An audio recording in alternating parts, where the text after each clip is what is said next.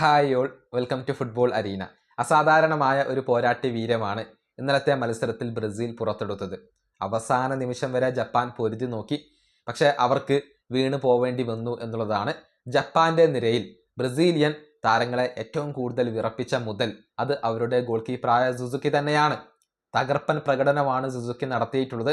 അദ്ദേഹത്തിന്റെ ഇടപെടൽ ഇല്ലായിരുന്നുവെങ്കിൽ കൂടുതൽ ഗോളുകൾ നേടാൻ ബ്രസീലിന് സാധിക്കുമായിരുന്നു എന്നുള്ളതാണ് വസ്തുത. പ്രത്യേകിച്ച് വിനീഷ്യസ് ജൂനിയറുടെ ഒരു കിടിലൻ മുന്നേറ്റം ഉണ്ടായിരുന്നു. പ്രതിരോധ നിര താരങ്ങളെയെല്ലാം കബളിപ്പിക്കാൻ വിനീഷ്യസ് ജൂനിയർക്ക് കഴിഞ്ഞു. പക്ഷേ അവിടെ സുസുക്കിയാണ് വില്ലനായത്. അദ്ദേഹത്തിന്റെ ഒരു ടച്ച് വരുന്നു, അതോടുകൂടി അത് പോസ്റ്റിലിടിച്ച് മടങ്ങി എന്നുള്ളതാണ്.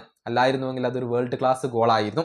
ഏതായാലും 23 വയസ്സ് മാത്രമുള്ള ജപ്പാന്റെ ഗോൾ കീപ്പറാണ് സിയോൺ സുസുക്കി.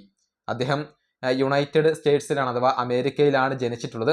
അദ്ദേഹത്തിന്റെ പിതാവ് ഗാന വംശജനാണ്. അതേസമയം അദ്ദേഹത്തിന്റെ മാതാവ് ജാപ്പനീസ് വംശജയാണ്. അങ്ങനെയാണ് അദ്ദേഹത്തിന് ഇപ്പോൾ ജപ്പാന് വേണ്ടി കളിക്കാൻ കഴിഞ്ഞിട്ടുള്ളത്. ജപ്പാനിൽ തന്നെയാണ് പിന്നീട് അദ്ദേഹം വളർന്നിട്ടുള്ളത്. കഴിഞ്ഞ ഏഷ്യൻ കപ്പിൽ ഒരൽപ്പം മോശം പ്രകടനം സുസുക്കി നടത്തിയിരുന്നു. അതിന്റെ പേരിൽ വലിയ വിമർശനങ്ങളും അതുപോലെ തന്നെ റേഷ്യലായിട്ടുള്ള വംശീയമായ അധിക്ഷേപങ്ങളൊക്കെ അദ്ദേഹത്തിന് നേരിടേണ്ടി വന്നിരുന്നു എന്നുള്ളതാണ്.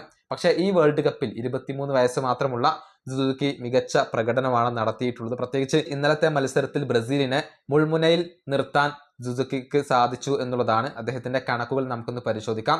4 സേവുകൾ, ഇൻസൈഡ് ബോക്സിൽ നിന്നും 2 സേവുകൾ അദ്ദേഹം നടത്തി, 4 ഹൈ ക്ലൈമുകൾ, അതുപോലെ തന്നെ 2 സക്സസ്ഫുൾ റൺസ് ഔട്ട്, 29 പാസുകൾ, അതിൽ 20 എണ്ണം കംപ്ലീറ്റ് ചെയ്തു. 16 പാസുകളാണ് ഓൺ ഹാഫിലേക്ക് നൽകിയിട്ടുള്ളത്.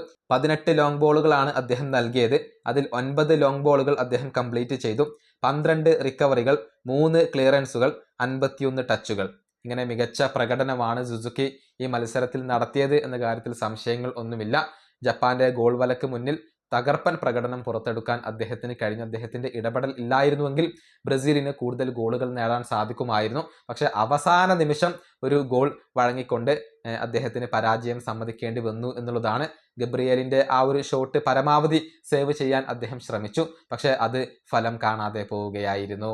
ഈ വീഡിയോ അവസാനിപ്പിക്കുന്നു. അടുത്തൊരു വീഡിയോ കാണാം.